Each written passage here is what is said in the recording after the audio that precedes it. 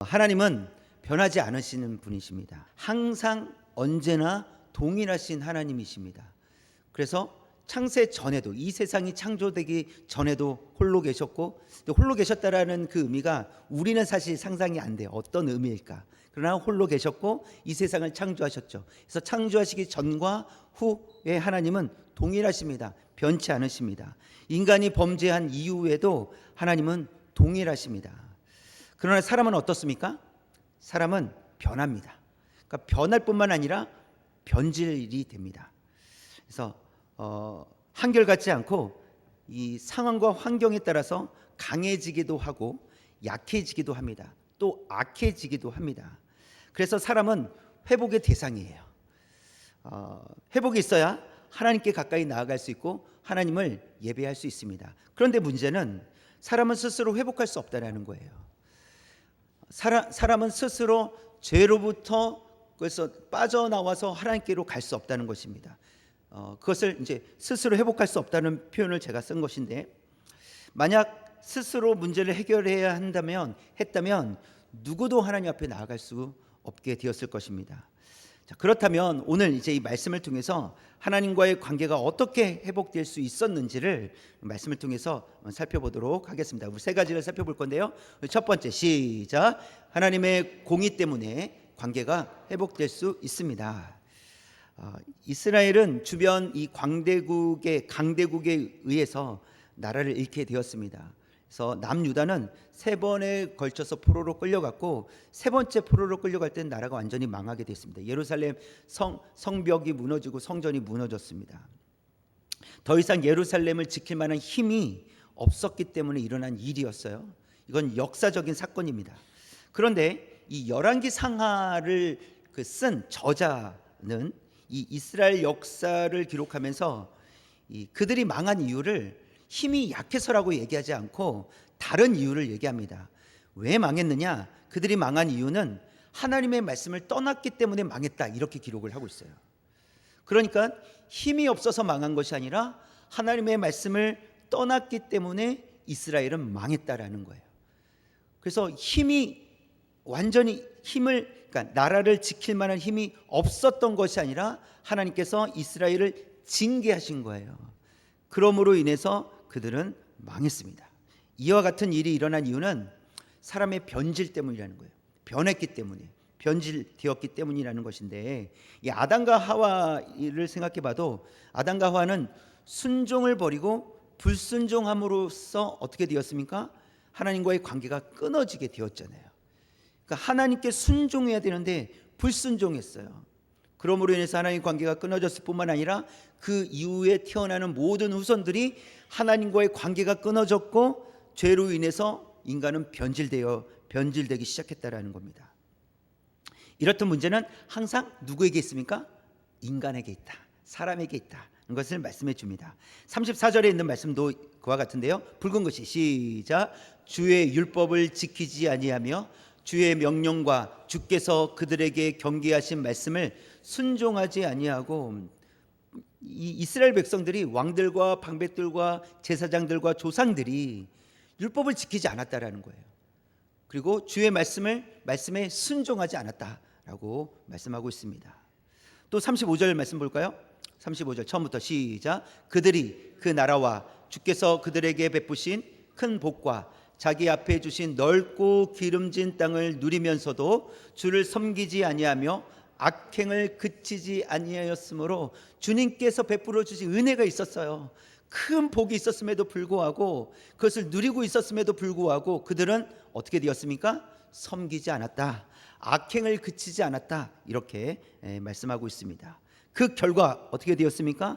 북이스라엘, 그러니까 원래는 북이스라엘과 남유다가 갈라지기 전에 이 사울 왕이 초대 왕으로 있었지만, 이제 그 사울 왕이 폐위되고 이제 다윗이 이제 왕이 되었죠. 그리고 다윗의 후손들이 쭉 이어서 가는데, 다윗의 아들 솔로몬까지 나라가 하나가 되었고, 그 이후에 나라가 반으로 쪼개지게 됩니다. 그래서 북이스라엘과 남유다로 이제 나눠지게 되죠. 그래서 북이스라엘이 먼저 망하게 되었고 그 후 약 130년이 지나서 남유다도 바벨론에게 망하게 됩니다. 포로에서 돌아온 이 이스라엘 백성들은 이 일이 자신들의 문제였다는 것을 고백해요. 그러니까 과거에 있었던 조상들에게 있었던 하나님 앞에서 불순종, 하나님의 말씀을 떠났던 그 조상들의 문제가 지금 포로에서 돌아온 자신들에게도 이 문제가 여전히 속해 있고, 그래서 조상들의 문제뿐만이 아니라 이것은 나의 문제다, 우리의 문제다라고 인식하고 있었다라는 거예요. 33절 말씀 볼까요? 붉은 것이 시작. 우리는 악을 행하여 싸우나 우리는 악을 행했다라는 거예요. 지금 조상들의 부모 세대 또 할아버지 세대 그들이라고 표현하지 않고 어떻게 표현합니까? 우리라고 표현하고 있어요.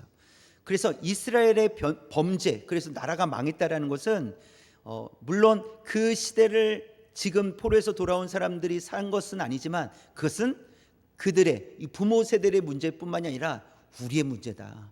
우리는 악을 행했습니다 라고 그들은 고백하고 있는 것입니다.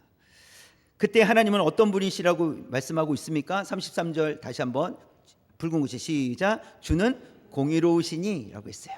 주는 공의로우신 하나님이시다 라고 말씀하고 있습니다. 그래서 공의의 하나님이시기 때문에 죄를 그냥 지나치지 못하신다는 거예요. 반드시 죄에 대해서 징계하셔야만 해요. 징계하신다는 것은 죄를 없애시는 거예요. 그래서 공의의 하나님께서 반드시 죄를 징계하시고 그냥 지나치지 않으신다라는 것이고, 이스라엘 백성들에게도 그냥 지나치지 않으셨다라는 것을 보여주고 있습니다. 그래서 이 이스라엘 백성들의 죄를 그냥 지나치지 않으셨고 그들을 징계하심으로 인해서 그들이 북이스라엘이 아수르에게 망했고 남유다가 바벨론에게 망했다라는 거예요. 33절 마지막 부분에 보시면 어떤 말씀이 기록되어 있느냐면 주께서는 진실하게 행하셨습니다. 하나님께서 공의를 행하신 것이 진실하게 행하신 것입니다 라고 고백을 하고 있어요. 왜냐하면 하나님의 공의로우심으로 인해서 이스라엘이 회복되었기 때문에 그렇습니다. 그래서 하나님께서 공의로 행하심은 이건 너무나도 잘한 일입니다. 이건 진실하게 행하신 일입니다 라고 고백하고 있는 것이에요. 그렇다는 것은 하나님의 진심은 어디에 있습니까? 죄를 그러니까 심판하는 것에 하나님의 마음이 있는 것이 아니라 회복시키는 일에 하나님 마음이 있으시다는 거예요. 이게 하나님의 진심이에요. 그래서 징계하시지만, 그래서 벌을 주시긴 하시지만 하나님의 마음은 그것에 있는 것이 아니라 회복에 있다라는 거예요. 하나님께서 우리를 회복시켜 주시기 위해서 징계하신다는 사실을 말씀해 주십니다. 여러분, 사실 하나님께서 공의로 심판하실 때 우리에게는 그것이 고통스러운 일입니다. 징계를 받는다는 것은 고통스러운 일이에요. 그러나 고통만 있지 않고 하나님의 은혜를 구할 수 있게 되었다는 사실이에요. 분명히 그것은 고통이지만 그 고통을 통해서 우리는 다시 하나님께로 나아가 은혜를 구할 수 있게 되었다는 것입니다. 32절 말씀 볼까요? 붉은 글씨 시작. 우리 하나님이여 광대하시고 능하시고 들어오시며 언약과 인자하심을 지키시는 하나님이여 오늘까지 당한 모든 환난을 이제 작게 여기지 마옵소서. 하나님께서 징계하심으로 인해서 우리가 고통 속에 있었습니다. 그 고통 하나님 작게 여기지 마시옵고 우리를 건져 주옵소서, 우리를 회복시켜 주옵소서, 이런 의미예요. 우리를 회복시켜 주옵소서.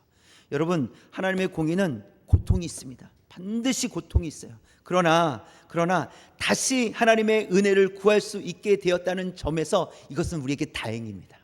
하나님의 징계가 있다라는 것은 하나님은 우리를 여전히 사랑하고 계시다라는 거예요. 그렇기 때문에 우리에게 고난이 있을 때 하나님께서 우리가 우리의 죄를 돌아보길 원하신다는 것을 우리가 깨달을 수 있길 원합니다. 그러니까 고난이 닥쳐왔을 때 왜 나에게 이런 일이 있을까라고 먼저 생각하기보다는 이것을 통해서 나를 돌아보는 거예요. 혹시나 하나님 앞에 범죄한 모습은 없는지, 하나님 앞에 부끄러운 모습은 없는지 나를 먼저 돌아보는 거예요. 그래서 외부에서 원인을 찾거나 환경을 탓하기 전에 먼저 자신과 자신의 죄를 돌아보는 거예요. 그리고 고백하는 겁니다. 하나님의 은혜만이 저를 회복시켜 주실 수 있습니다.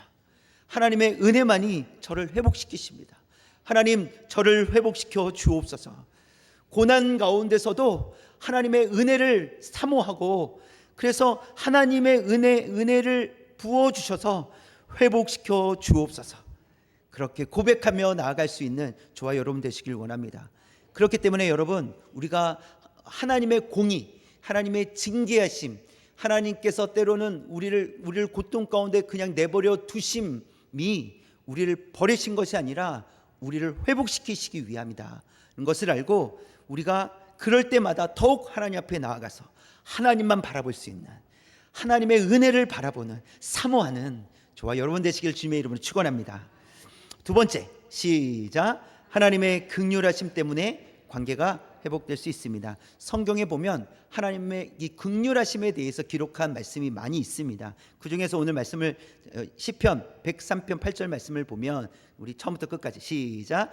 여호와는 긍휼이 많으시고 은혜로우시며 노하기를 더디하시고 인자하심이 풍부하시도다. 여호와는 긍휼이 많으십니다 라고 말씀하고 있어요. 예레미야 애가 3장 22절 시작. 여호와의 인자와 긍휼이 무궁하심으로 우리가 진멸되지 아니함이니이다. 하나님은 우리를 긍휼히 여겨주시는 줄 믿습니다. 그래서 긍휼은 어떤 의미가 있습니까? 불쌍히 여기다, 이런 의미예요. 불쌍히 여겨주신다는 거예요. 하나님은 우리가 어리석고 바르지 않은 길을 갈 때에도 우리를 긍휼히 여겨주실 줄 믿습니다. 만약 여러분 하나님께서 우리를 긍휼히 여겨주시지 않으셨다면 우리는 어떻게 되었을까요? 우리는 죄 가운데서 회복되지 못하고 그냥 끝나버리게 되었을 거예요. 우리가 잘해서 회복된 게 아닙니다. 우리가 정신 차려서 회복된 것이 아니에요. 하나님께서 우리에게 긍휼을 베풀어 주셔서 우리가 회복될 수 있었다는 사실이에요. 내가 왜 어떻게 여기까지 왔지? 내가 어떻게 이렇게 되었지? 내가 하나님을 어떻게 다시 찾을 수 있었지? 하나님의 은혜입니다. 하나님께서 긍휼을 베풀어 주셔서 우리의 옛 그 죄악들을 계속해서 코치코치 묻지 않으세요. 너 왜 그렇게 살았니? 너 왜 그렇게 살았어? 라고 하지 않으시고 받아주시는 거예요. 그래, 잘 왔다. 그래 이제 하나님의 자녀, 내 자녀로서 다시 살아보자 라고 하신다는 거예요. 그것이 하나님의 긍휼하심인 줄 믿습니다. 그래서 하나님의 긍휼하심을 통해서 우리가 하나님과 관계가 회복될 수 있다라는 거예요. 하나님의 긍휼하심이 있었기 때문에 우리가 하나님과 다시 회복될 수 있다라는 사실입니다. 이스라엘 백성들도 이 죄를 자백하며 또 하나님께서 긍휼을 베풀어 주시기를 간구했어요. 그러니까 포로에서 돌아온 이스라엘 백성들이 죄를 자백했고 긍휼을 베풀어 주시기를 그들은 간구했는데요. 36절에 있는 말씀 볼까요? 처음부터 시작. 우리가 오늘날 종이 되었는데 곧 주께서 우리 조상들에게 주사 그것의 열매를 먹고 그것의 아름다운 소산을 누리게 하신 땅에서 우리가 종이 되었나이다. 하나님의 은혜 때문에 아름다운 소산을 먹고 누리면서도 하나님을 떠났고 결국 그 땅에서 종이 되어 어리석은 자들이 되었다라고 말씀하고 있어요. 우리 지난주에도 말씀 제가 드렸었는데 풍성한 은혜를 받고 있었음에도 불구하고 하나님께서 멈추게 하신다는 거예요. 다시 회복시켜 주시기 위해서 경고, 멈추게 하신다는 것이죠. 근데 이스라엘 백성들이 어리석게도 하나님께서 풍성한 열매를 주시고 은혜를 베풀어 주셨는데 하나님 말씀에서 떠나는 거예요. 그리고 자기 마음대로 살아가는 거예요. 결국 어리석게 되었다. 우리는 어리석게 되었습니다. 그래서 우리가 이 주변 나라들의 종이 되었습니다 라고 고백하는 것입니다. 37절에 있는 말씀도 볼까요? 붉은 글씨만 시작. 우리의 죄로 말미암아 우리의 곤란이 심하오며 우리의 죄로 인해서 우리가 이렇게 되었습니다. 우리가 곤란하게 되었습니다. 우리 약해지게 되었습니다. 고통 가운데 있게 되었습니다 라고 지금 고백합니다. 그래서 쉬운 성경으로 마지막 부분을 보면 우리는 큰 고통 가운데 있습니다. 무엇 때문에 큰 고통 가운데 있습니까? 죄로 말미암아 우리의 죄 때문에 큰 고통 가운데 있습니다. 이렇게 고백을 하고 있습니다. 우리의 고통을 아시는 분은 하나님이십니다. 하나님께서 우리의 고통을 아십니다. 비록 이스라엘이 말씀을 떠나 하나님의 은혜를 잊어버리고 살았을지라도 그로 인하여 당하게 되는 고통과 고난을 하나님께서 외면하지 않으셨다는 사실이에요. 그 말은 곧 긍휼을 베풀어 주셨다라는 겁니다. 불쌍히 여겨 주셨다라는 거예요. 하나님의 입장에서 이거예요. 내가 너를 건져주지 아니하면 너가 어떻게 되겠느냐. 어휴, 불쌍해서 어떻게 하니. 내가 건져줘야지. 이런 의미예요. 그래서 우리를 불쌍히 여겨주셔서 말씀을 떠나 있는, 말씀대로 살아가지 않는 불순종함에도 불구하고 끝까지 은혜를 베풀어 주시고 긍휼을 베풀어 주셔서 다시 돌아오게 하시겠다라는 거예요. 그래서 외면하지 않으신다는 것이죠. 그래서 우리의 문제나 아픔이나 고통을 아시고 불쌍히 여겨주시는 분은 하나님이신 줄 믿습니다. 저와 여러분의 아픔이나 고통이나 우리의 어려움들을 하나님께서 아시고 우리를 불쌍히 여겨주실 줄 믿습니다. 그래서 하나님께서 우리를 불쌍히 여겨주셨기 때문에 우리가 회복될 수 있는 거예요. 우리가 다시 일어설 수 있는 것입니다. 때로는 죄를 지었거나 하나님을 찾지도 않고 하나님 말씀에 귀를 기울이지도 못했을지라도 우리는 좀 뻔뻔해질 필요가 있어요. 그냥 하나님 앞에 나아가야 됩니다. 부끄러워서 어떻게 나갑니까? 아니에요. 하나님 앞에 나아가야 돼요. 뻔뻔해져야 됩니다. 그래야 긍휼을 얻을 수 있어요. 하나님의 은혜를 얻을 수 있어요. 아니, 긍휼을 얻고 하나님의 은혜를 얻기 위함인데 좀 뻔뻔해지면 어떻습니까? 그렇지 않습니까? 그래서 우리는 좀 뻔뻔스럽게라도 하나님 앞에 나아가는 거예요. 하나님 앞에 나아갈 때 가장 빠른 회복, 그것이 가장 빠른 회복의 길인 줄 믿습니다. 하나님 앞에 다시 돌아가는 것이 가장 빠른 길이에요. 그래서 좀 뻔뻔하게 느껴질지라도 혹시 주변에서 야, 당신 뭐 집사님 그렇게 살고도 어떻게 그럴 수 있어? 뭐 이렇게 말한다 할지라도, 말하시는 분은 없겠지만 혹 그런 음성이 들린다 할지라도 그래도 괜찮습니다. 하나님 앞에 나아갈 때 우리가 회복될 줄 믿습니다. 하나님 우리를 안아주시고 우리를 회복시켜 주시고 우리를 긍휼히 여겨주셔서 우리를 불쌍히 여겨주셔서 우리 회복시켜 주실 줄 믿습니다. 그렇기 때문에 하나님 앞에 나아가야 된다는 것입니다.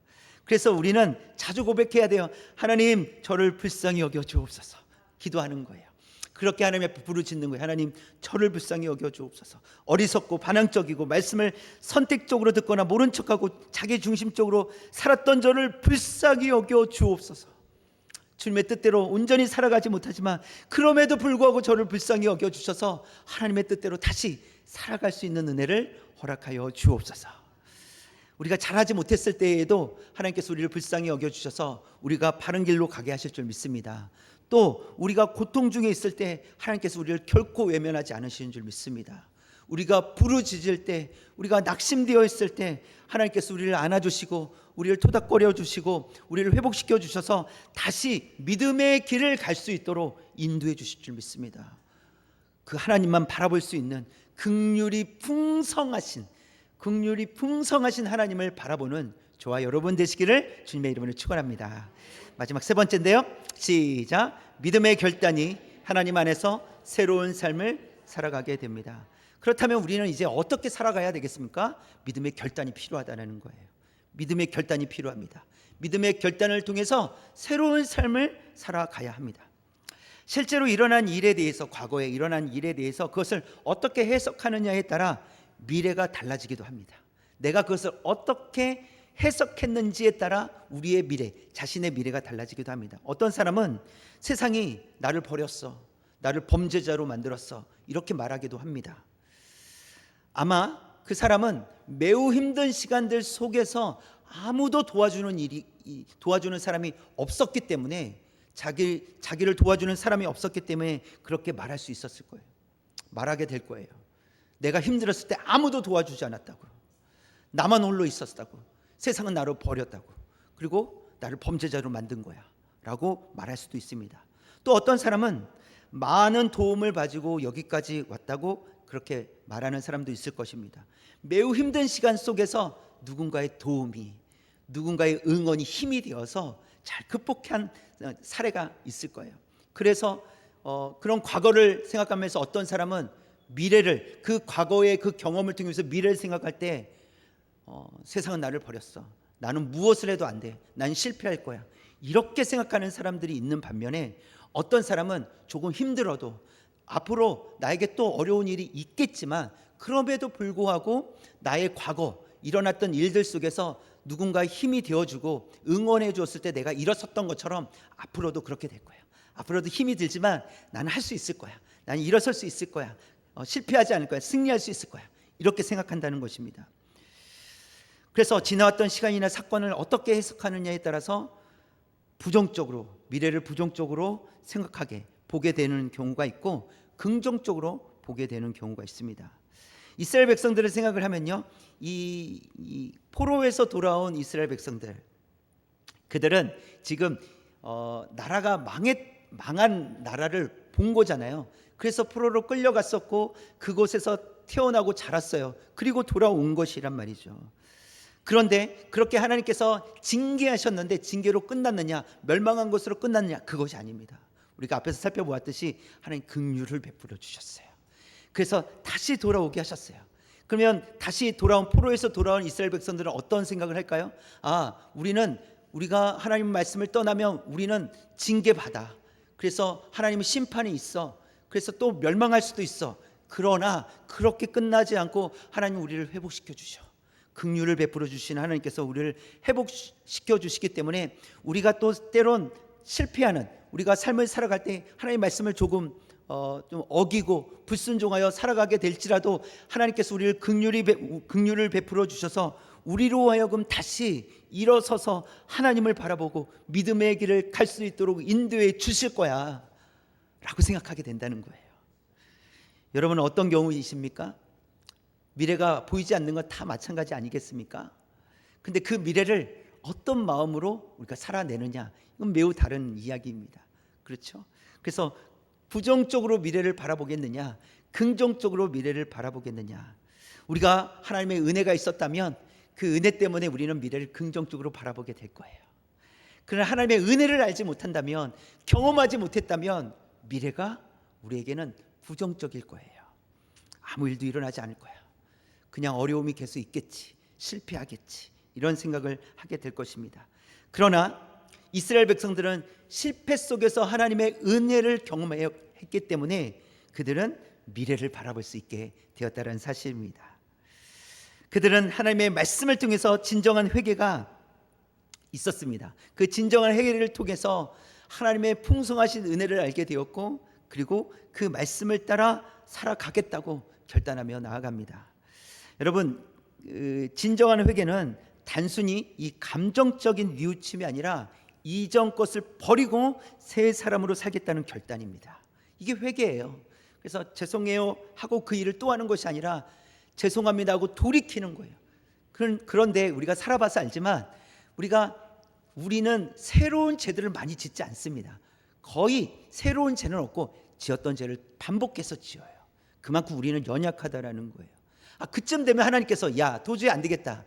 야, 너 저번에도 와가지고 너 용서해달라고 했지. 똑같은 문제였어 라고 하나님께서 물으시는 거야. 똑같은 문제였잖아. 그런데 그거 가지고 또 왔구나.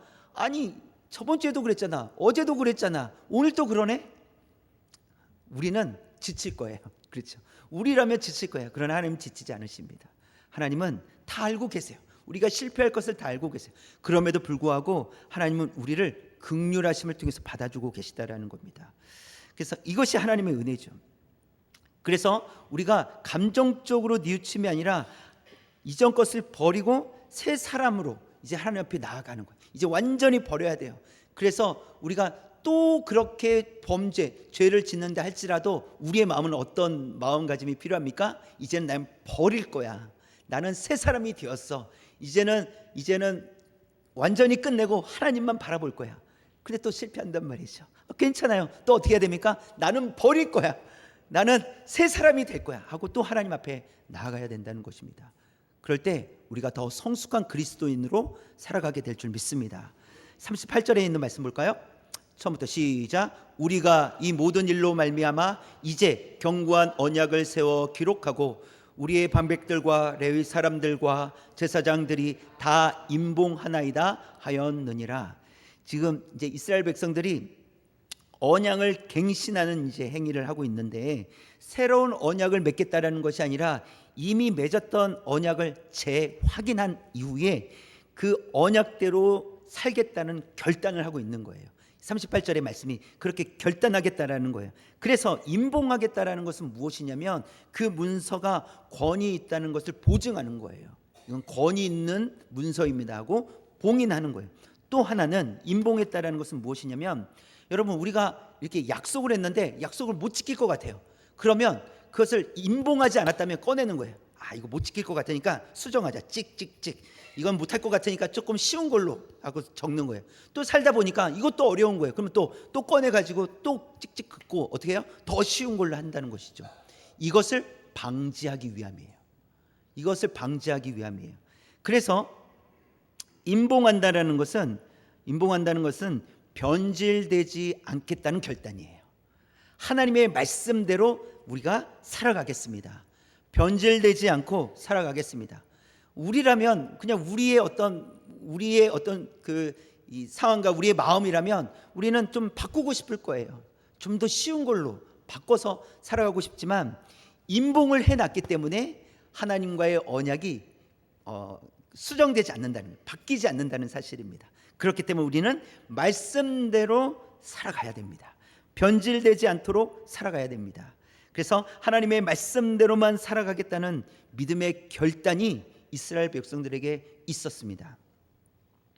그래서 믿음의 결단이 필요하다는 것입니다. 우리는 어떻게 살아가야 됩니까? 믿음의 결단을 가지고 살아가야 돼요.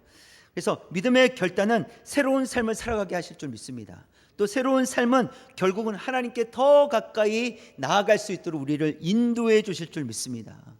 우리는 어떠한 삶을 살아가야 되겠습니까? 우리도 하나님의 말씀대로 살겠다고 믿음으로 결단하는 성도가 되길 원합니다. 하나님 말씀대로 살겠습니다.